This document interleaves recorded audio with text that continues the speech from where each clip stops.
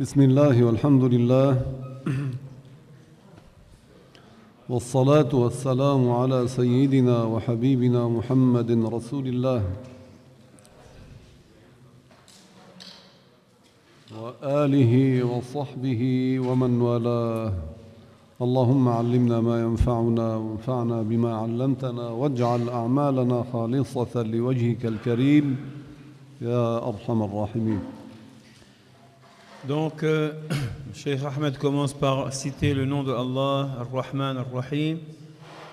Puis la louange est à Allah, le Seigneur des mondes, et que Allah honore et élève davantage le rang de notre maître Muhammad, sallallahu alayhi wa sallam. Il invoque Allah Ta'ala afin que Allah nous accorde de faire les actes de bien, d'avoir l'intention sincère et de finir dans une bonne situation, d'avoir une fin heureuse. قال المؤلف رحمه الله كتاب الصيام. L'auteur, que Allah lui fasse miséricorde, a dit chapitre du jeûne.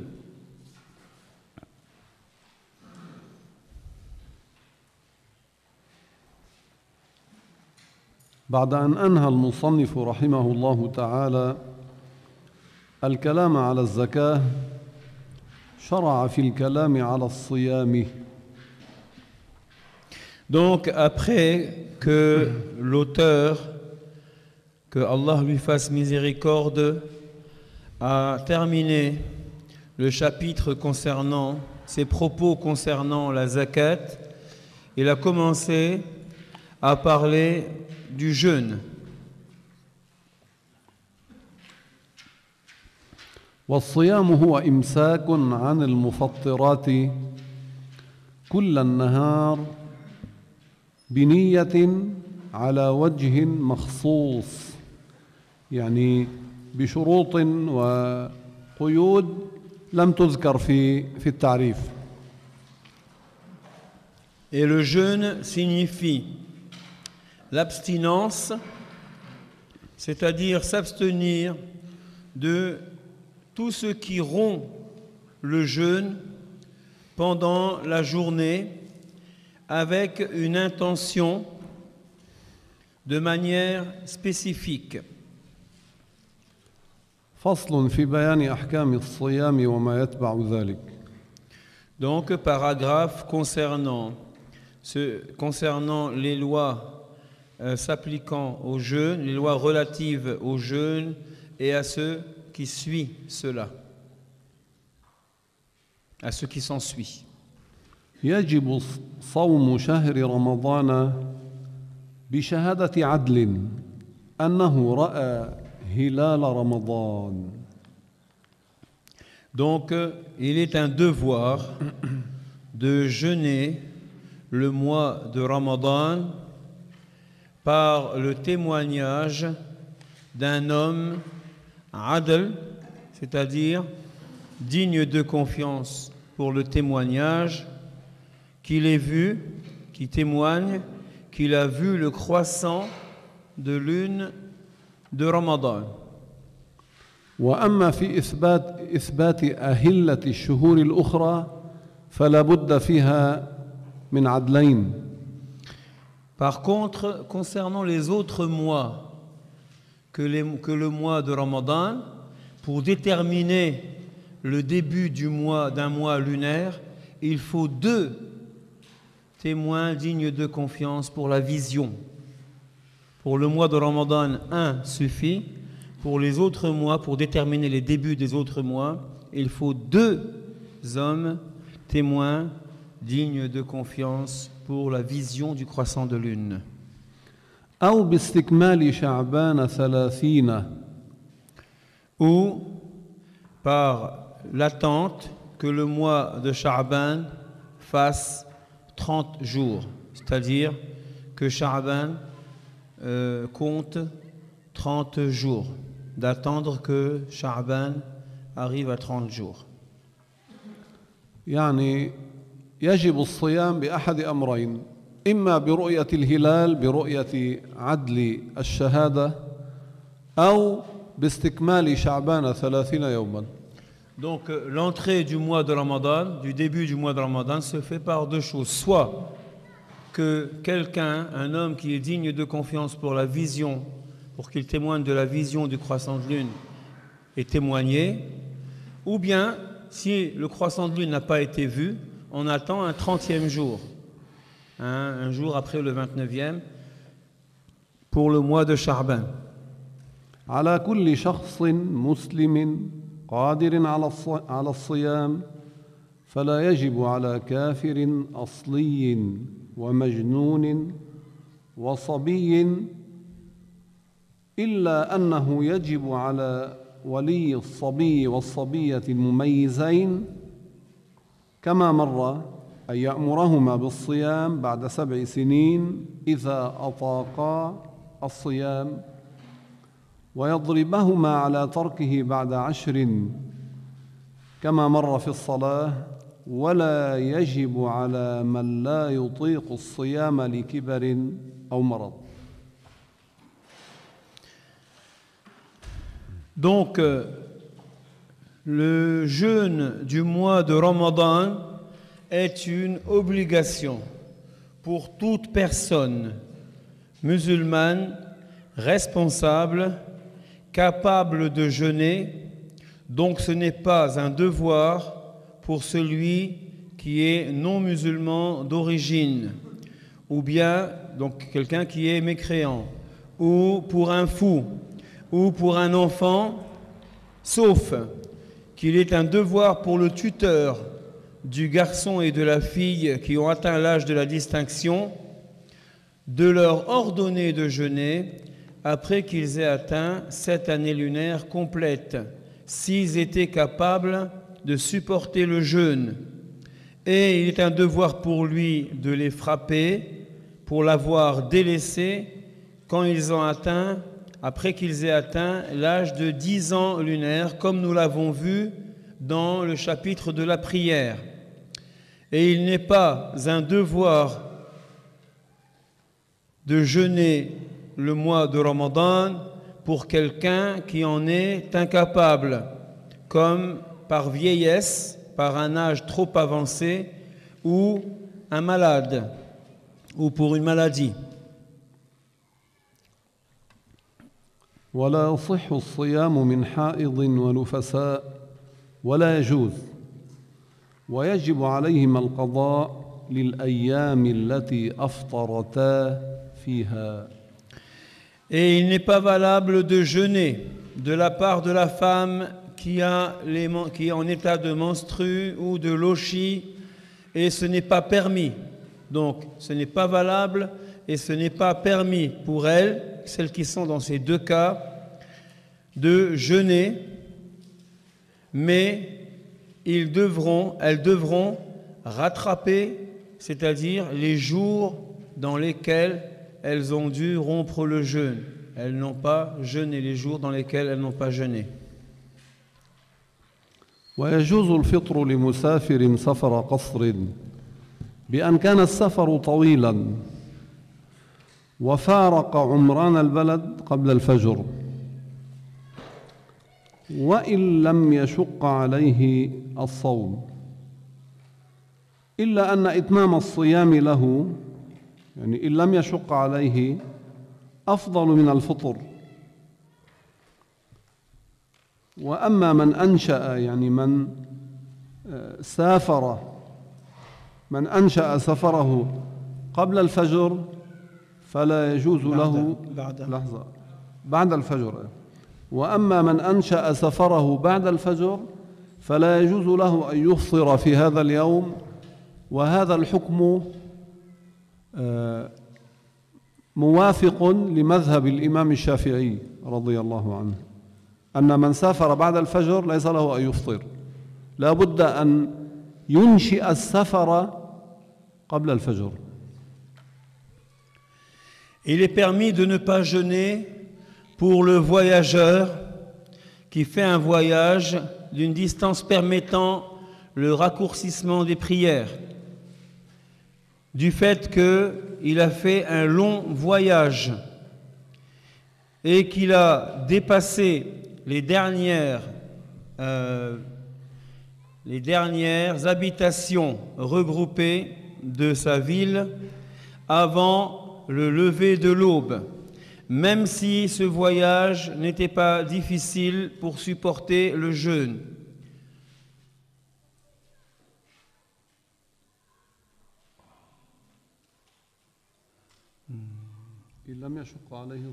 Sauf que de jeûner, de persister à jeûner lorsque le jeûne ne lui est pas difficile est mieux que de rompre le jeûne, est mieux que de ne pas jeûner. Le fait de persister à jeûner est mieux que de ne pas jeûner. Par contre, si il a commencé son voyage après le lever de l'aube, alors pour lui, il n'est pas permis de rompre le jeûne dans ce jour. Et ceci est conforme à l'école de l'imam al-Shafi'i. قال ويجوز الفطر ويجوز أيضا الفطر لمريض وحامل ومرضع يشق الصوم عليهم مشقة لا تحتمل وهي المشقة التي تبيح التيمم يعني مشقة لا تحتمل عادة مشقة ليس أمرا خفيفا هي كالمشقة التي تبيح التيمم مع وجود الماء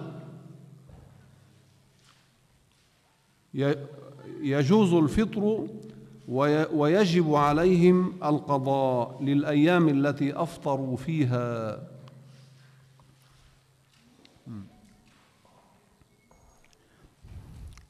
Il est permis aussi, c'est-à-dire de ne pas jeûner pour celui qui est malade ou pour la femme enceinte ou celle qui allaite si le jeûne leur était difficile, c'est-à-dire d'une difficulté qui n'est pas supportable, et c'est celle qui est du même type que celle qui permet de faire le tayammum à la place de l'wudu.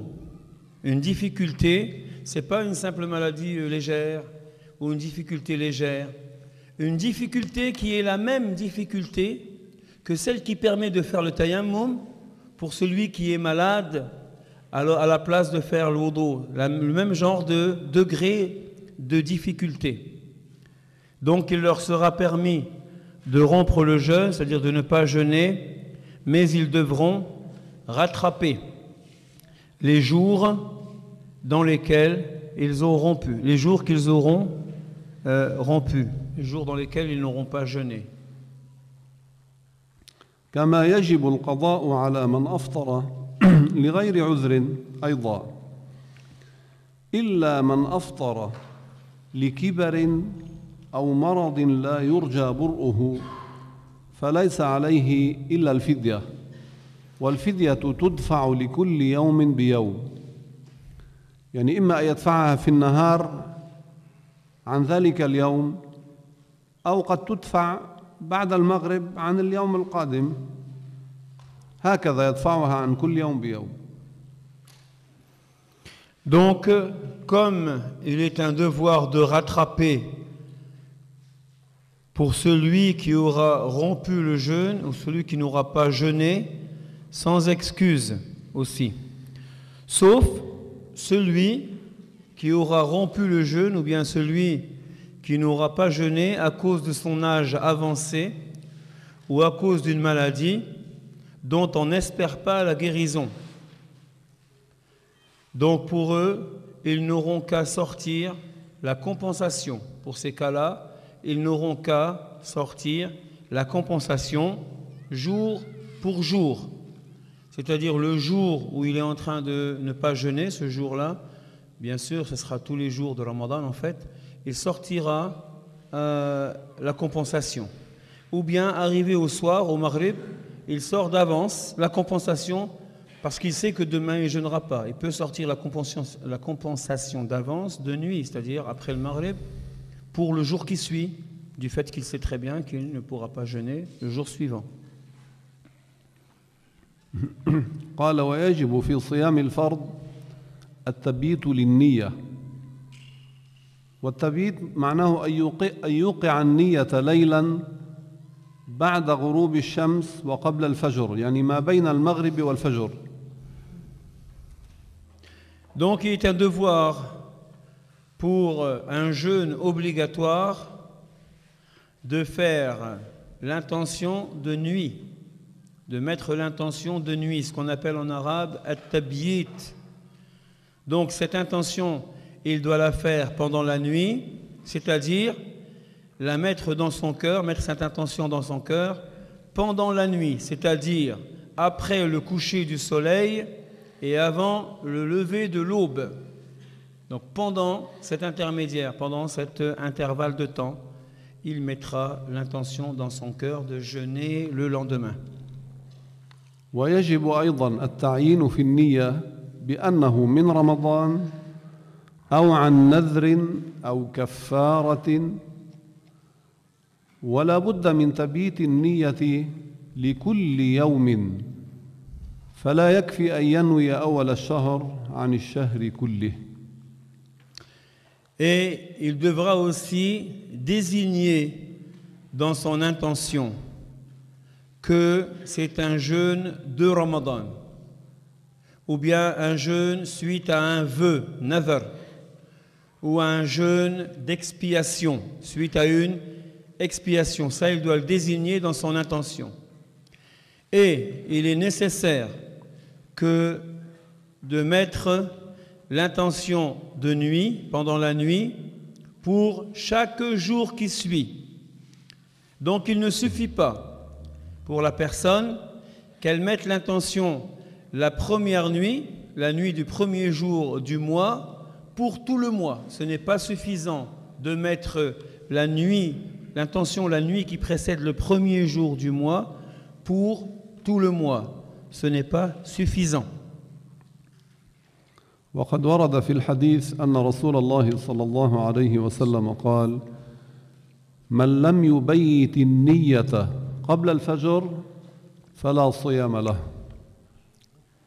Il a été confirmé du prophète alayhi salatu wassalam qu'il a dit ce qui signifie celui qui ne fait pas l'intention de nuit pendant la nuit avant l'aube, celui-là n'a pas de jeûne, donc son jeûne n'est pas valable.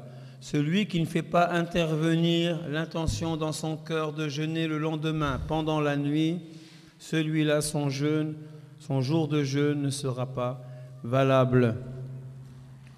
قال ويجب الإمساك عن المفطرات ومنها الجماع في فرج ولو دبرا من آدمي أو غيره مع العلم والتعمد والاختيار فهو مفسد لصيام الواطئ والموطوءة.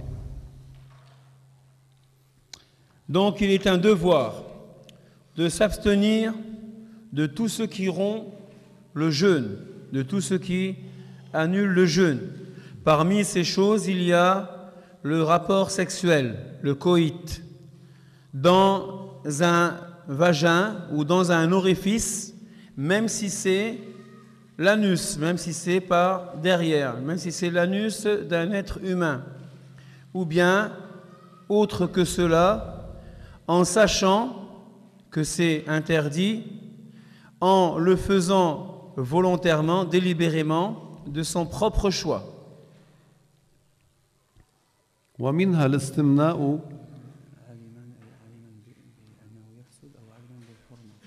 عالما بالتحريم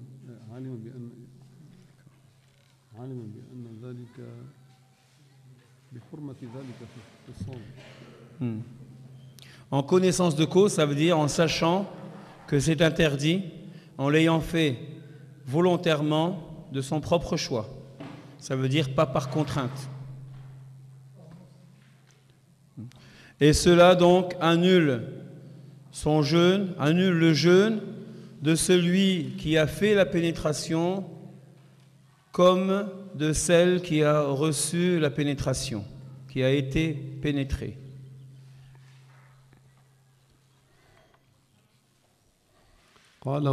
قال ومنها الاستمناء وهو استخراج المني من غير جماع بنحو اليد سواء كان بيده هو أم بيد زوجته أو غيرها فإنه مفسد للصيام أيضا مع العلم والتعمد والاختيار. Parmi aussi les causes de rupture du jeûne ou d'annulation du jeûne, il y a ce qu'on appelle l'istimna, ce qu'on appelle communément la masturbation. En fait, cela consiste à faire sortir le mani, à faire sortir le sperme par autre que le rapport sexuel, par quelque chose de l'ordre de la main, c'est-à-dire soit avec sa propre main, il se masturbe, ou bien par la main de sa femme, ou bien par la main d'autre que lui-même et sa femme, ou sa femme. Cela donc annulera le jeûne si la personne savait que c'était interdit, l'a fait volontairement et de son propre choix. ومنها الاستقاءة والاستقاءة هي طلب القيء كذلك مع العلم بحرمتها وتذكر الصوم والاختيار يعني هذه القيود الثلاثة العلم والتعمد والاختيار تشترط إلا في الردة والجنون والإغماء وإلا كل البقية هذه الشروط تشترط في كل المفطرات الأخرى. Ensuite, toujours dans les causes d'annulation ou de rupture du jeûne, c'est ce qu'on appelle le fait de se faire vomir, c'est-à-dire de se faire vomir volontairement, en sachant que c'est interdit, en ayant présent à l'esprit lorsqu'il le fait, ça veut dire il est conscient de ce qu'il fait, et c'est-à-dire conscient qu'il est en train de jeûner, et qu'il l'ait fait de libre choix. Donc, ces trois conditions, c'est-à-dire qu'il sait que c'est haram, que c'est illicite, et qu'il le fait volontairement, ça veut dire qu'il est conscient qu'il est en train de jeûner, et qu'il l'a fait délibérément, c'est-à-dire pas par contrainte, ces trois conditions-là reviennent pour presque toutes les causes de rupture du jeûne. Il faut qu'il y ait ces trois choses-là avec, sauf pour l'apostasie, qui est une cause de rupture du jeûne, sauf pour la perte de la raison, et sauf pour l'évanouissement. Pour ces trois choses, il n'est pas requis ces trois conditions. Mais toutes les autres causes de rupture du jeûne, il est requis ces trois conditions. قال والاستقاءة هي طلب القيء عمدا بنحو إدخال إصبعه إلى فمه فإنه يفطر ولو لم يبلع شيئا من القيء. Se faire vomir signifie rechercher à ce que le vomi sorte volontairement en, par exemple, faisant entrer son doigt à l'intérieur de la bouche.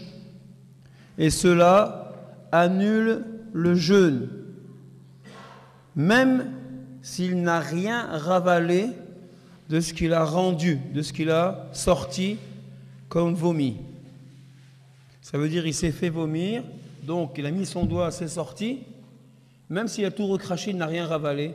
Le fait que de s'être fait vomir annule le jeûne. ويجب الإمساك عن الردة فمن ارتد ولو لحظة في النهار بطل صومه.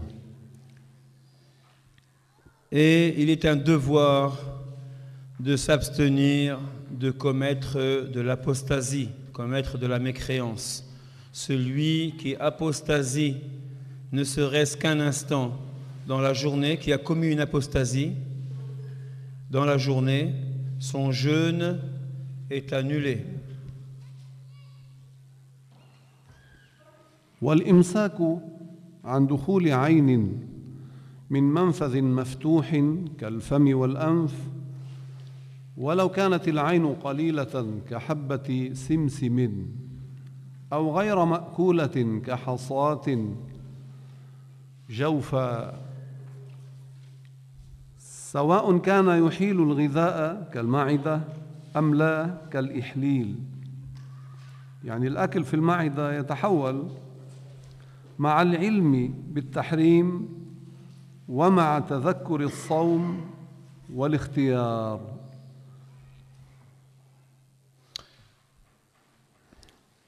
Ensuite, il doit aussi, parmi les choses dont il doit s'abstenir, il y a le fait de faire entrer une substance par un des orifices naturels ouverts, comme la bouche ou le nez, même si c'était une substance très petite, d'un volume très petit, comme un grain de sésame, comme une graine de sésame, ou bien autre que quelque chose qui soit qu'on recherche pour s'alimenter, comme un petit caillou, comme une petite pierre ou un petit caillou, qu'il fasse entrer à l'intérieur du corps, soit que ce soit dans un endroit du corps qui assimile l'alimentation, tel que l'estomac, ou non, tel que l'orifice de devant du sexe de devant, l'orifice du sexe de l'homme devant, qu'on appelle ihlil. Ceci, avec connaissance de cause, il sait que c'est interdit et il est conscient qu'il est en train de jeûner et il l'a fait de son propre choix, c'est-à-dire non pas par contrainte. Naam. Les orifices ouverts. Barakallahu fik. Moi j'ai dit orifice naturel ouvert, c'est ce qu'on traduisait habituellement. On dit les orifices ouverts. قال ومع تذكر الصوم والاختيار فمن أكل أو شرب وهو ناس لم يفسد صيامه.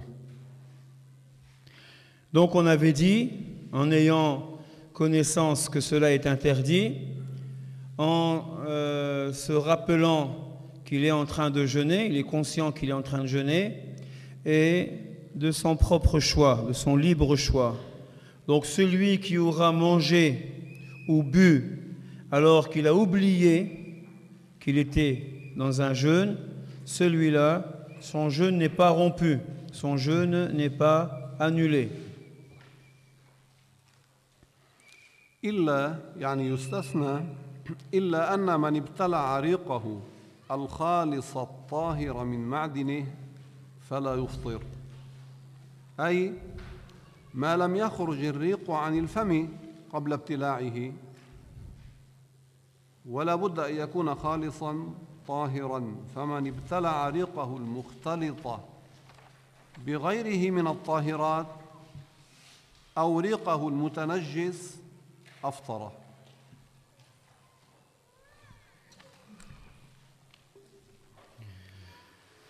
Sauf si ce qu'il a avalé était sa propre salive, qui est non mélangée et qui est restée dans son lieu habituel, c'est-à-dire dans la bouche. Celui-là, s'il avale sa salive, qui est restée telle qu'elle, il n'aura pas rompu son jeûne.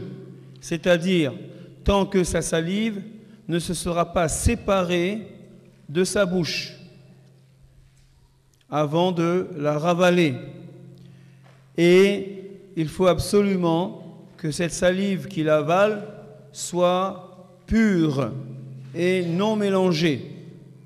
Donc celui qui aura avalé sa salive, qui a été mélangée avec une autre chose pure, ou bien qui a avalé sa salive impurifiée, rendue impure, celui-là, il aura annulé son jeûne, il aura rompu son jeûne. ولا يفسد الصيام شم العطر أو البخور لأنه ليس عينا.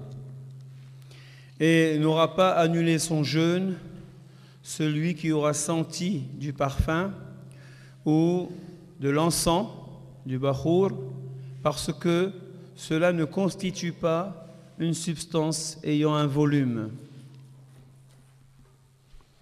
ويشترط لصحة الصوم ألا يجن الصائم فمن كان صائما ثم جن ولو كان جنونه لحظة بطل صيامه.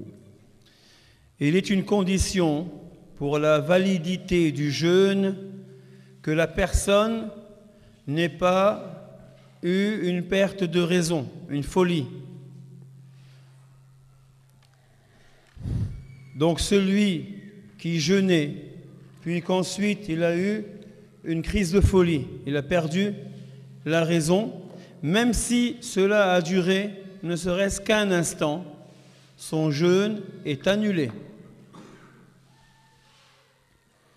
قال ويشترط أيضا ألا يغمى عليه أي الصائم كل اليوم فإن لم يستغرق إغماؤه كل النهار صح صيامه وإلا بأن أغمي عليه من الفجر إلى المغرب لم يصح صومه. Il est aussi une condition qu'il ne s'évanouisse pas, c'est-à-dire le jeûneur, celui qui jeûne, ne s'évanouisse pas toute la journée, pendant toute la journée. C'est-à-dire que si son évanouissement a duré toute la journée, n'a pas duré toute la journée, c'est-à-dire que si son évanouissement n'a pas duré toute la journée, son jeûne restera valable, contrairement à si il s'est évanoui pendant toute la journée, c'est-à-dire depuis l'aube jusqu'au coucher du soleil. Là, son jeûne ne sera pas valable. قال ولا يصح ولا يجوز صوم يومي العيدين الفطر والأضحى وهما اليوم الأول من شوال واليوم العاشر من ذي الحجة. Ensuite, l'auteur dit, il n'est pas valable et il n'est pas permis de jeûner les 2 jours du Eid, les 2 jours de fête qu'on appelle Al-Fitr et Al-Adha. Et ce sont les 2 jours dont le premier est le premier jour de Shawwal, la fête du Eid qui est après Ramadan, qu'on appelle, qui est le premier jour du mois de Shawwal, et l'autre, Al-Adha, c'est le 10e jour du mois du pèlerinage, du mois qu'on appelle Dhul Hijjah. ولا يصح أيضا صيام أيام التشريق وهي 3 أيام بعد يوم عيد الأضحى. سميت أيام التشريق لأنهم كانوا يشرقون اللحم يعني يجففونه ليبقى مدة أطول فسميت تلك الأيام أيام التشريق. ما مكتوبة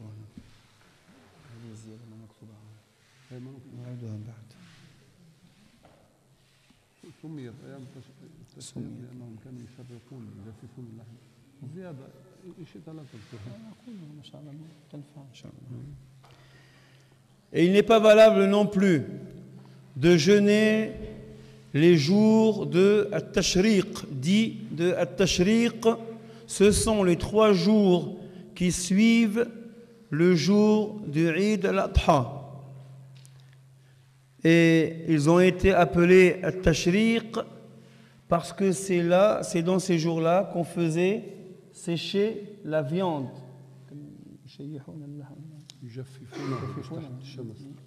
Donc ils faisaient sécher la viande au soleil. Ces 3 jours-là, c'est les jours où ils faisaient sécher la viande au soleil.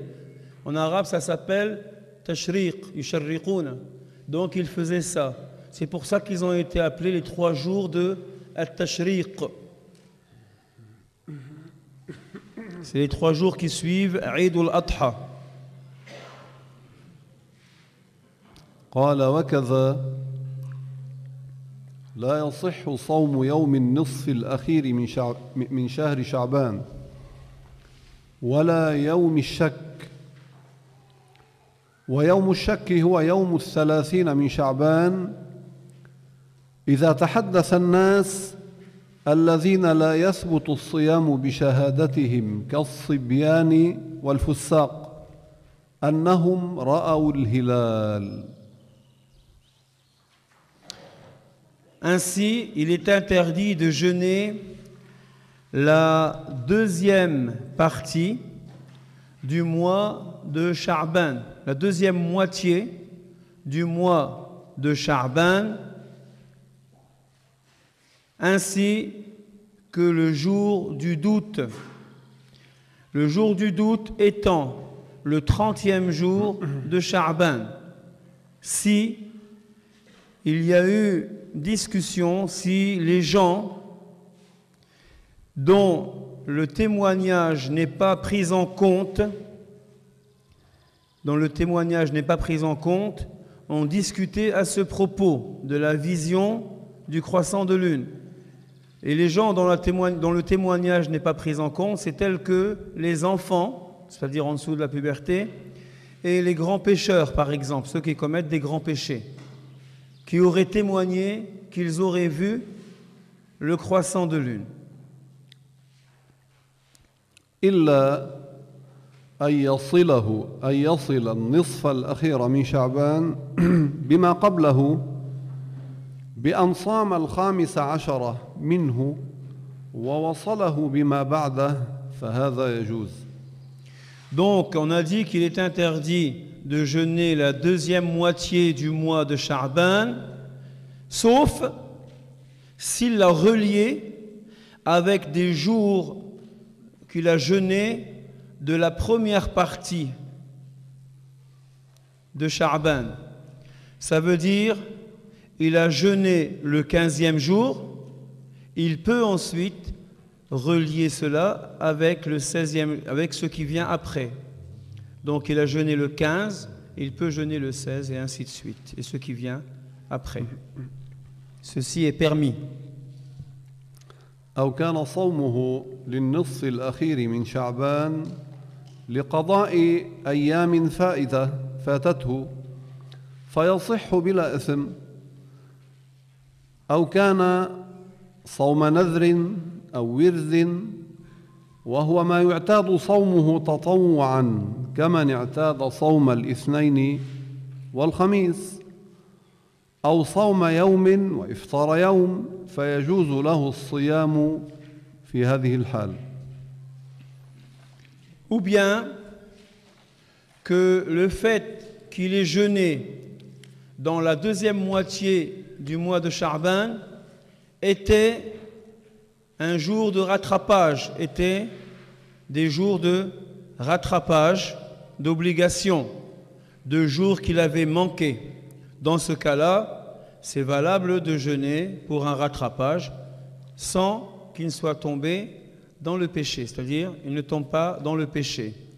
Ou bien que ce jeûne était dû à un vœu, ou bien à une habitude de zikr, ce qu'on appelle wird, c'est-à-dire ceux qui constituent une habitude, alors j'ai dit wird de zikr, c'est pas zikr, c'est une habitude de jeûner, excusez-moi.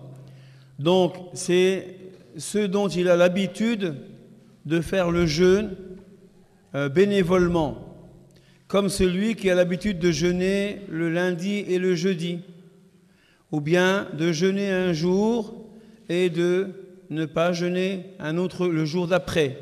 Ceci est permis dans ces cas, dans ces différents cas. ومن أفسد صوم يوم من رمضان ولا رخصة له في فطره وكان إفساده للصيام بجماع فعليه الإثم والقضاء بعد العيد فورا إن تمكن وكفارة الظهار.